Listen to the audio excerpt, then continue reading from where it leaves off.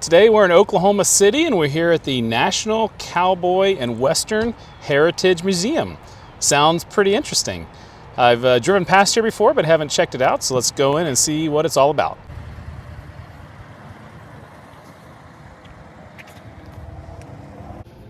As we enter the museum, this kind of gives a little idea of what you might be expecting, but there's so much more. I like that sign, remove your spurs, that's pretty funny. But this end of the trail statue is pretty striking. As you come in, you see that there are things outside too. So we're going to start inside and then we're going to head outside.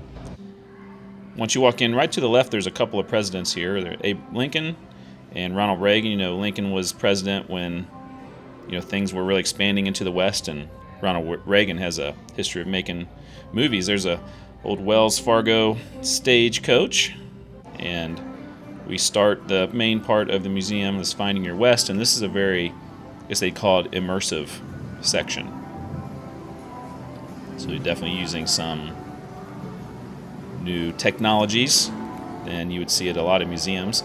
I talked to someone who said they're going to do more of this kind of stuff in the museum in the future. So even later this year, if you went, you might see some newer things that could be an additional cost to go in the museum. The general admission is about $25, which I found to be more than worth it. But definitely a interesting and unique way to start the museum. Museum was established in 1955. It was originally called the Cowboy Hall of Fame and Museum, eventually changed its name to its current title. And there's a lot more artwork than I expected, a lot of what you call Western artwork, and I'm not going to show even hardly a little bit of it, just a tiny showing here. There's huge rooms of tons of art and then artifacts, Western artifacts. There's something like 28,000 Western and Native American artworks and artifacts, and so it's pretty amazing. You can take the entire day if you want to really get detailed and look through the museum. I'm just, like I said, just giving you a little glimpse. I love big maps, and so this is a map showing all the different Native American tribes and generally where they were throughout the country. And like I said, just rooms full of great Western art. And we think of the West, it's not just cowboys. There's lots of Native American stuff as well. So Prosperity Junction, this was a very amazing and incredible part. It's an old town that they've recreated, and I'm only going to show you a little bit of it here. So I actually filmed the entire place. It's about 5 minutes long, and if you go down in the description of this video, it'll link over to this entire video, and I'm just going to show you parts of it. You can see how extensive it is. I thought it might be just a couple fake building fronts, but it's way more than that. And I could get one of those fancy purebred bulls, like old Munson's. Put in some of that humane wire and work up a herd prettier than anything in the territory. Cold sheriff pack on the weight, then you can protect their hides and keep them.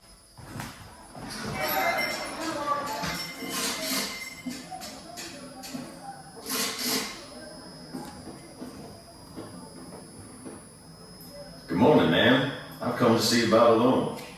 Have you been here before? No, ma'am. I used Compton Mercantile Bank till they closed up.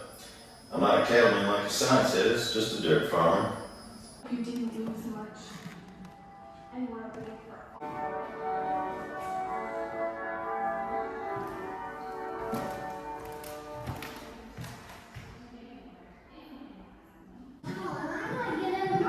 Henry, what do we buy you, Mom?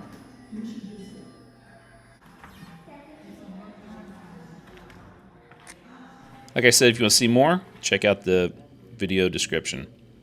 So this is the Great Western Performers, and I think it's called the Hall of Great Western Performers. Honors actors and movies and their role in the West. Goes from guys like Tom Selleck all the way back to some of the early days. Even highlights many of the women in Westerns. And then, of course, it has a big section about John Wayne, probably the biggest star of that era, and all of the different movies that he made throughout his career. And then some more obscure movies. Next up is the section about the rodeo. And so this is home to the National Rodeo Hall of Fame. And it's very unique how they set it up. You feel like you're part of a rodeo. It goes through all the different events that they do in rodeo, some of the top performers in history in those sections. So it's really well done and interesting way to look at it.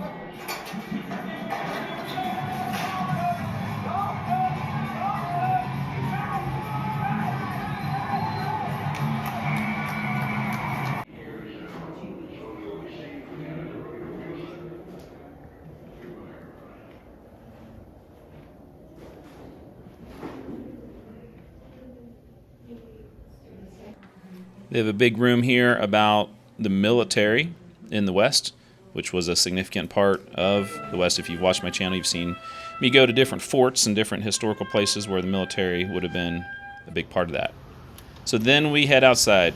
Like I said, I just showed you a little bit of what's inside the museum. There is so much more, but they have quite a bit outside as well. Start with the old covered wagon, and it's like playing the Oregon Trail. What would you pack in your wagon? Obviously, everything here is recreated, and they give a sense of what things might have been like. Some of it is very extensively done. You have something like the trading post there, and then a little native community here, which is very well done. If it was an art project, it'd be a top-tier art project.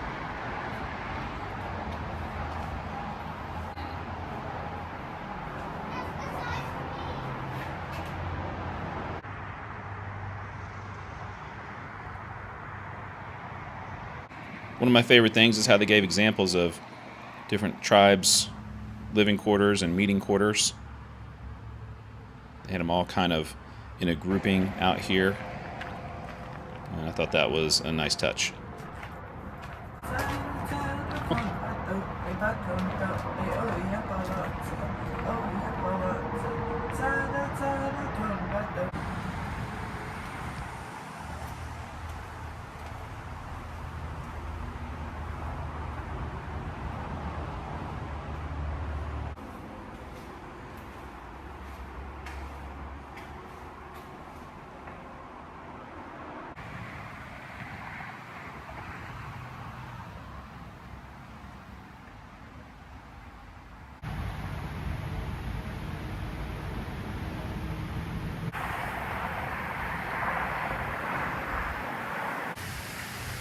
As we finish up here, this place is amazing. I didn't know what to expect when I got here.